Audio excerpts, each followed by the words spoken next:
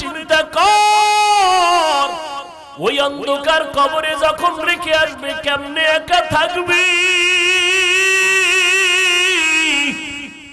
যেই কবরে ডানে বামে মাটি, অন্ধকার, কোনো বিছানাও নাই।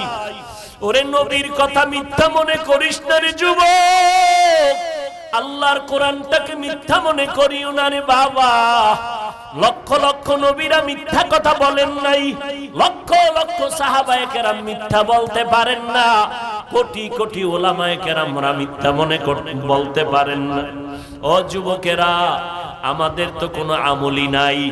যাদের আমল ভালো, তাকওয়া ভালো, সাহাবায়ে কেরাম এত বেশি আমল করিয়াও কেন তারা জীবনভর কান্না করলেন কবরের ভয়ে?